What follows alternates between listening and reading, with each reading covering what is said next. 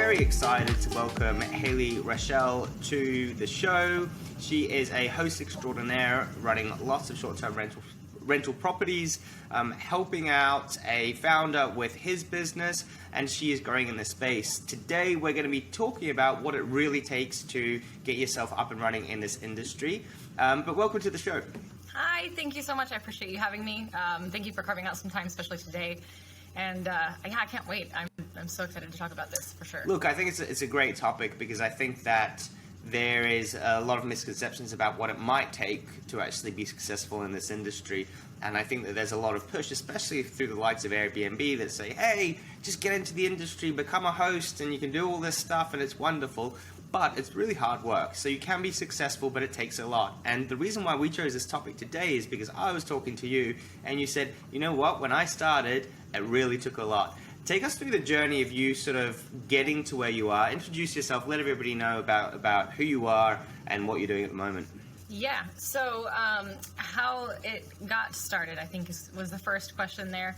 I was pursuing just a new career in general. I was in fitness training, and it wasn't quite working out just because of sales not being my tactic, right? I had a friend who was running a bunch of short-term rentals, and he was complaining about an assistant. I said, well, what does she do? How much do you pay her, right? And he explained the job, and I've had a lot of experience in management prior to, and I was like, I think I can do that, and you can, pay me less, and if I don't do good, oh well, right? Give it a shot. And really quickly, kind of as you mentioned, you hear about short-term rental, Airbnb, VRBO. Everybody's all excited about it. There's lots of positive talk about it, but then you get into the nitty-gritty of everything, and it almost feels like you're trying to devour an elephant, right? Like, it's just, there's so much more to it. There's so many details, and you are basically needing to pay attention to it from the second your eyes open to the moment you go to sleep, and sometimes that's not enough either. So yeah, what I had mentioned before was that my first year getting involved in this business, I literally worked 7 days a week for 365 days. I did not have a day off at all my very first year. It was from 9 a.m. to midnight every single day. And it was developed, right? But it still needed more developing. It needed, we needed a customer service team because, it was myself and one other, city manager in Houston. I was in Dallas, or am in Dallas. And it was all just the two of us communicating all day long. And I'm like, well, if we're going to grow this business, I need time to be able to do other things and develop other parts of the business. And so I was like, we need a customer service team. So I started hiring other people who can communicate with guests throughout the day because we had enough listings that it was just happening. So at this stage, when you first started, so you started working with someone else, and then I'm sure we're not afraid to say this, working with Sean, but so you started it, and you said that there was a certain number of properties. How many were you guys at that stage when you first started, and how long ago was that? So this was January of 2019 is when I first started. There were about 15 to 20 properties in Houston and about 25 in Dallas and Fort Worth in Texas. Right. And so company-wide, we were just under 50. Okay, so when you started, you're at that sort of 20 to 50 range. And then, what I want to address, let me start again. Awesome. So at the start, you guys were already quite sizable, and you joined up and you started at that sort of base of roughly around about 40, 50 properties, and you said, okay, I want to invest my time and my effort and my energy by choice to try to make this thing work. So at that stage, that's why you said the 365 days and working crazy hours. But I imagine that you had some sort of a goal and vision in mind, and that's what motivated you to do those extra hours and to work that hard. Can you tell us about that? Sure. I'll give a little backstory on that if that's okay. So Sean, if any of you have watched his channel before, he is definitely one of the super optimistic, positive speakers on short-term rental work and encouraging so many people everywhere to be doing the same thing, getting involved in it. And he is very creative. He's a dreamer. He's definitely a big picture person. And with that, he pursues it with just all this effort and all this excitement. And in what he can leave behind sometimes are the details, right? And the fine tuning that it technically does take to keep it smooth, right?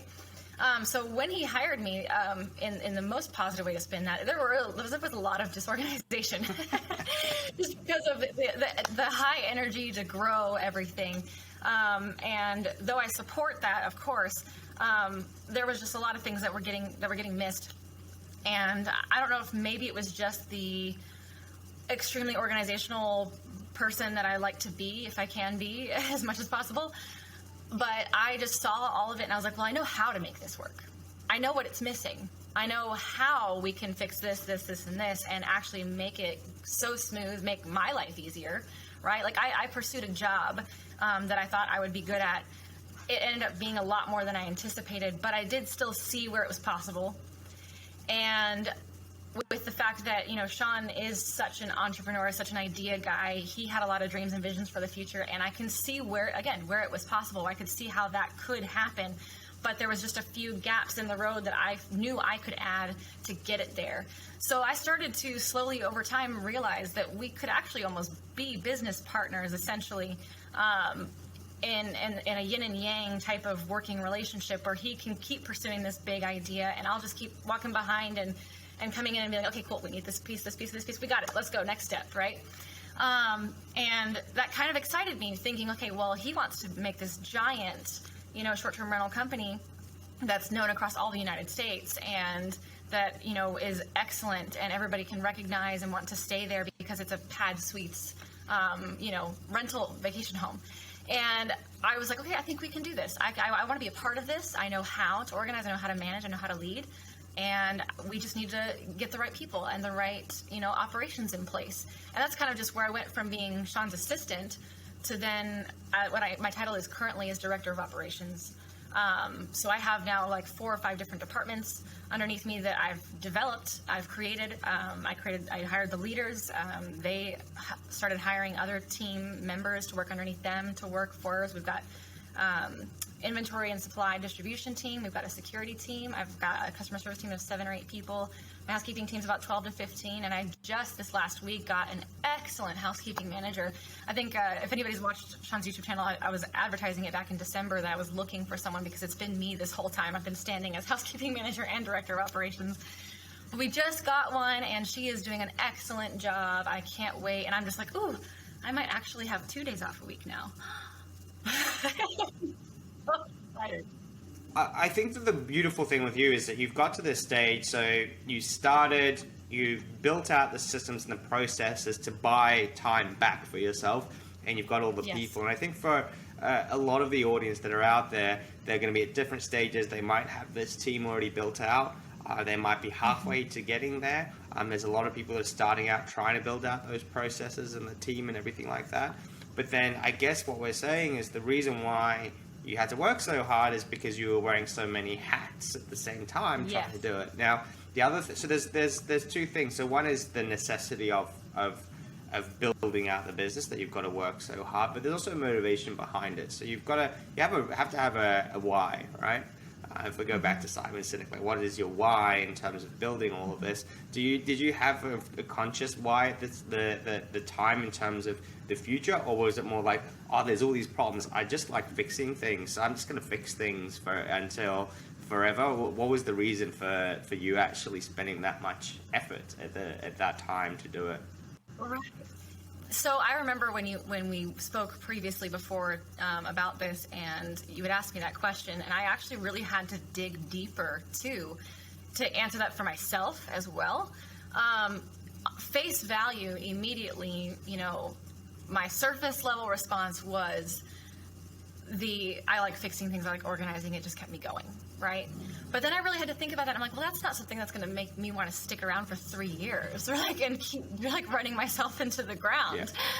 So I was like, I guess it kind of makes sense in the first few seconds, but going deeper into it, and I hope I don't sound too corny, but I really genuinely mean it when I say that people are what motivate me and inspire me more than anything. I am very much a relational leader. I've been trained and raised up that good leadership is servant leadership.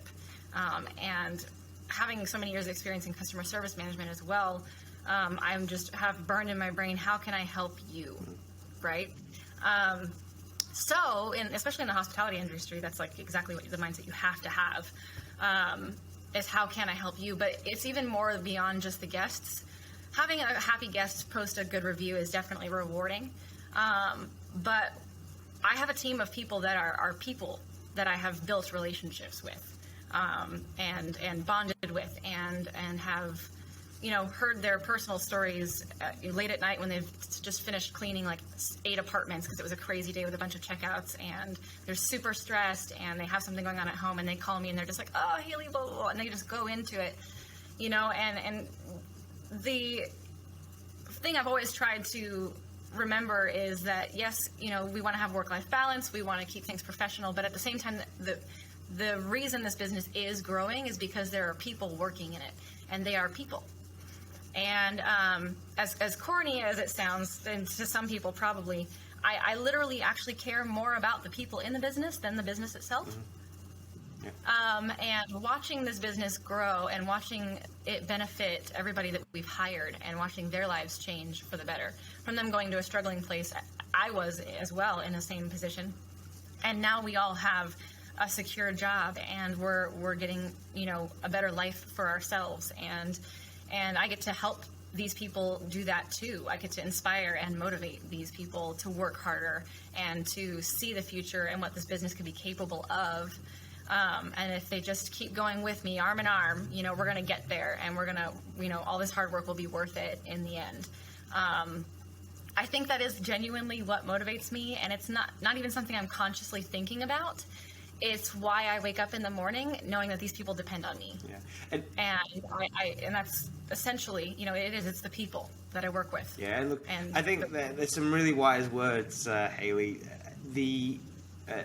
Being of service to your team and your people is incredibly important.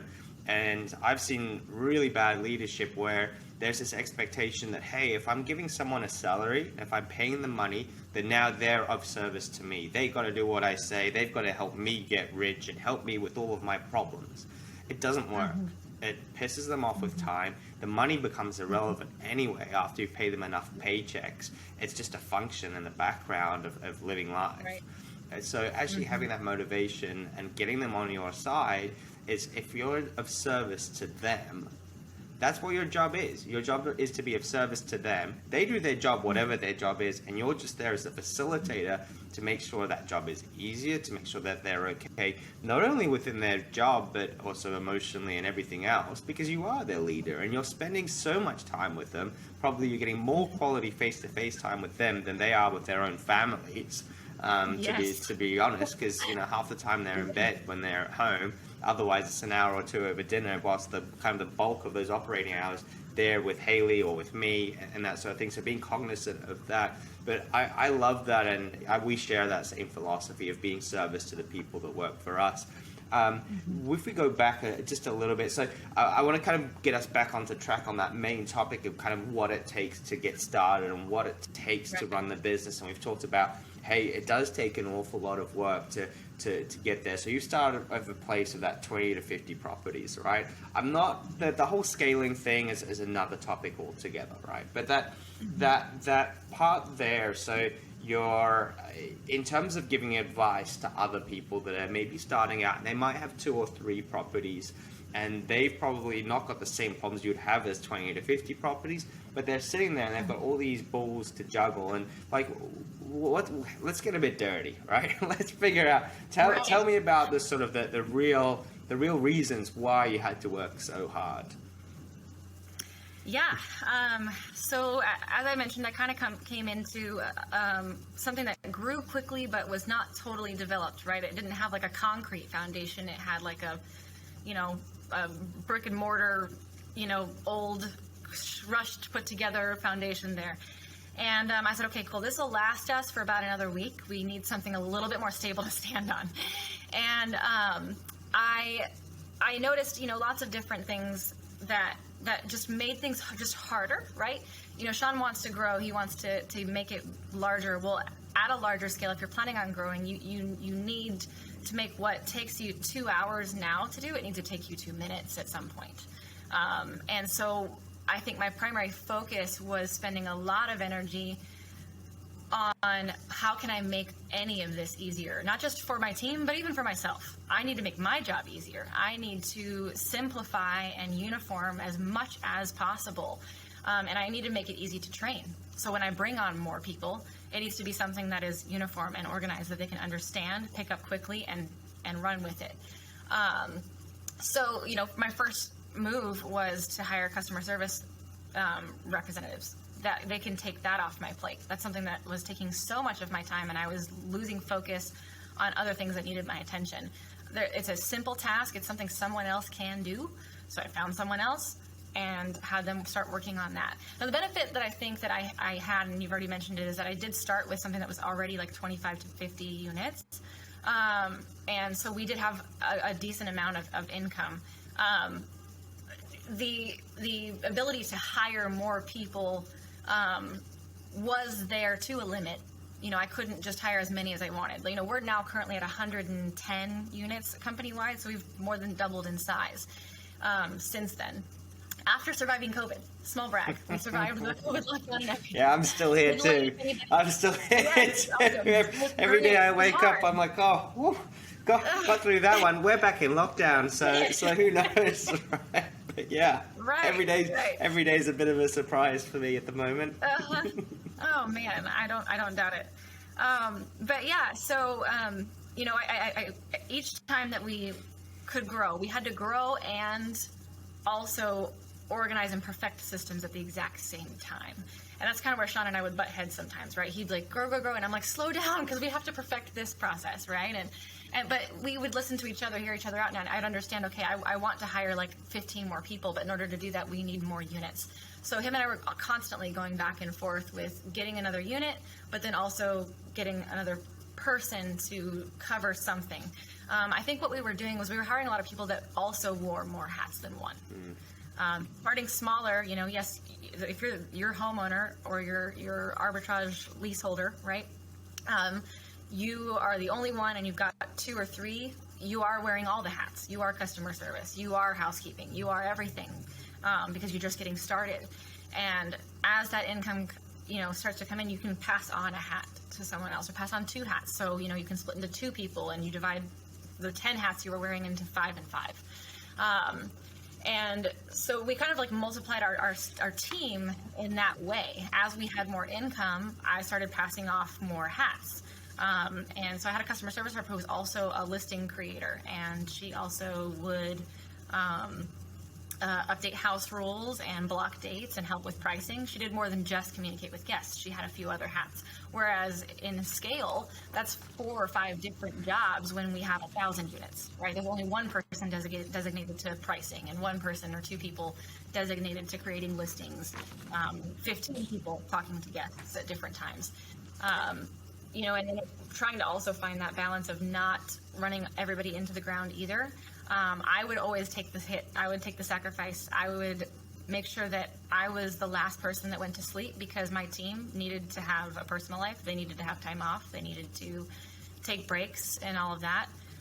But because I saw the vision, I saw what could be one day in the future, I was like, it'll be worth it. I'm gonna sacrifice it for myself for now. And once, we are big enough and capable and have enough income, I will be doing less and less and less. And it has taken a lot longer than I expected.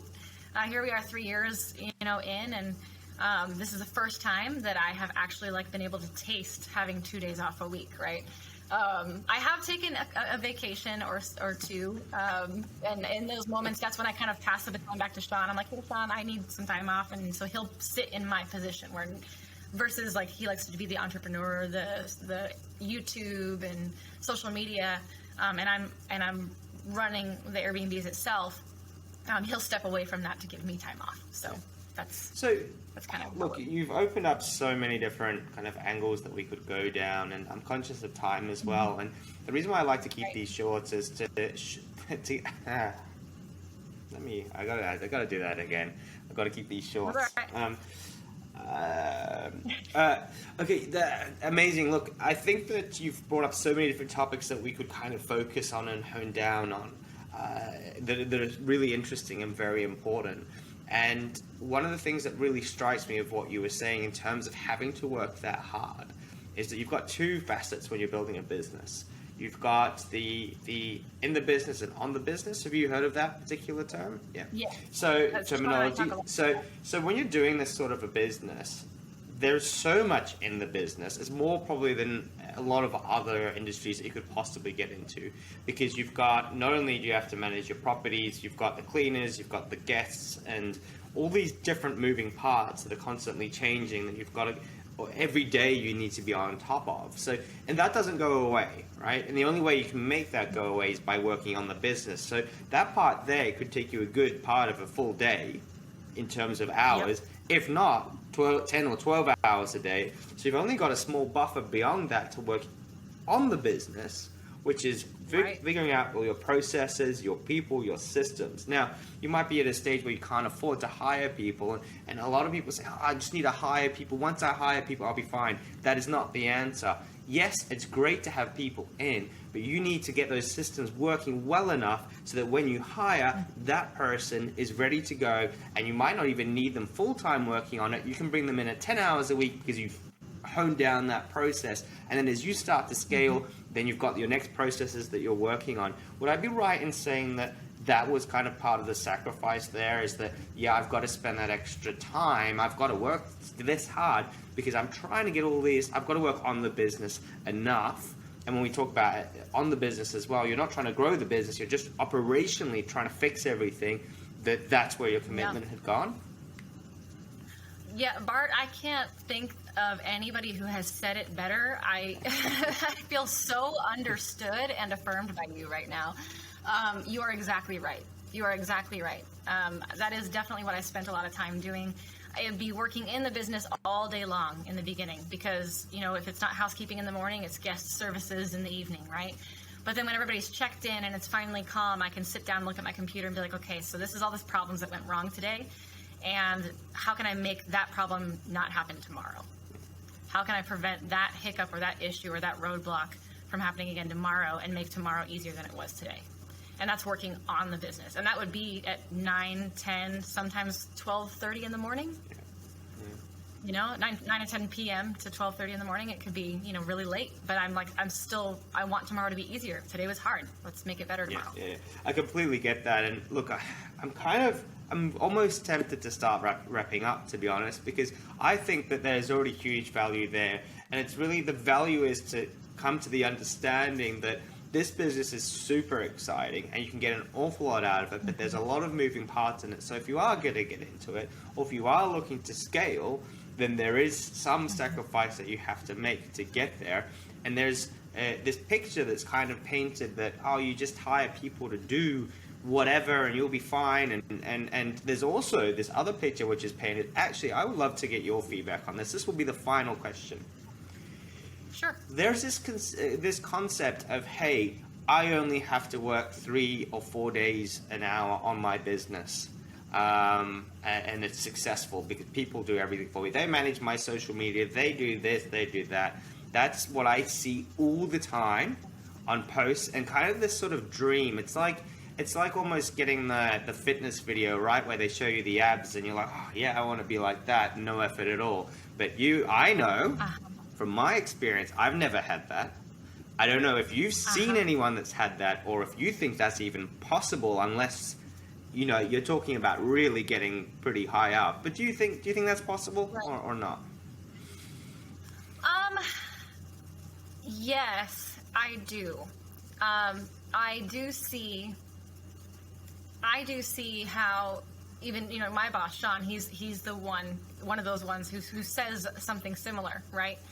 And even though he says that, he's not lying. He does mean it, that he, you know, spends X amount of hours a day working on the business. working with me. But he ends up, what he does is he works very, very hard, and he has worked very hard all the way up to this point. But also ends up continuing to work, but on the parts that he wants to work on, the parts that he enjoys. And at that point, it doesn't seem so much like work anymore. Does that make sense? Absolutely. So I think when you see those people who are so happy and they're on there sharing that testimony, that story about being an entrepreneur and starting their own business, yes, they did get to that point, but in their perspective, it's not that they're not working at all and they're just sitting on a beach with a drink, you know. They're always working, but they're working on the aspects that matter to them the most. They're not doing the housekeeping. They're not doing the customer service. You know, they're doing the parts that they like, that they love, that make them, that feel fulfilled. And I, expect myself to be in a similar situation. But I've also had this business become, my baby. I'm proud of it. I love where it's come in the last 3 years. I can't wait to see where it's going to go. And yeah, over time, it feels a lot more like less and less work. But I don't think that the work ever 100% goes away. I think it just means something different to you in the end. Well put together. And I think you're right. And I guess what I'm getting at with that question as well is that, in my perception, is that, a lot of the time I'm doing stuff and I'll talk to my partner or even my parents, like, oh, you're always working. And I feel like I'm not working at all. And they're like, but you're always working. I'm like, no, I haven't done anything. Like, because I think there's an overriding part of it that there's a lot of passion for it, where I just, if I'm Right. taking a phone call at 8 p.m. or 9 p.m. and we're talking business, I'm not really talking business. It's not business to me. This isn't work anymore. This is just actually curiosity and really enjoying what I'm actually doing. And I think that's where my advice to anyone that's listening is if you genuinely have a bit of a curiosity about your business, you'll be all right. And you have to be really cognizant. And there's bits that you'll like and bits that you don't like. The bits that you don't like, you don't have to focus on. You have to develop your systems, then develop the people, and get that taken care of, because you don't really like it and you're not going to be good at it. But the parts that you are good at, that you're curious about, as long as that curiosity doesn't feel like working, then I think you've got a really good chance of being super successful with the business. Yeah, definitely. Cool. I agree. Let's wrap it up. Thank you so much for sharing your time, for creating the systems and the processes to give you enough time to do this interview. Yeah. I appreciate you joining us. I'm looking forward to seeing your journey and hopefully collabing in the future and doing different bits and pieces. You're very welcome to come and visit us in Australia when you're here next. And I'm looking forward to coming out that way and catching up with you guys as well. Are there any final words? And also, is there anything that we can do for you, considering you've given us your time? Oh, I don't expect much in return, honestly, but I guess I could say if anybody is watching and they want to, I guess maybe get more information on some of these processes and tips and ideas on how to develop something like that. I do consulting calls, so we could maybe share a link somewhere where they can reach out to me. But that aside, I can just say to as a final statement, anybody who is starting in this world, this short-term rental world, this hospitality world, it is going to be a lot more than you could probably expect at all. Take what you imagine it being and the complications you could run into and maybe multiply that by 10 or 20. But just know that if you just keep going and keep the vision and care about your people and just do everything you can to make everything easier, not just on yourself, but also on them, you've got a good future ahead. You got a good shot. I think it's going to be a blast and a good experience for everyone. Beautiful. Hayley, thank you so much for joining me. I'll see you around. Thank you once again. Take care. Thanks, Bart. See ya. Bye.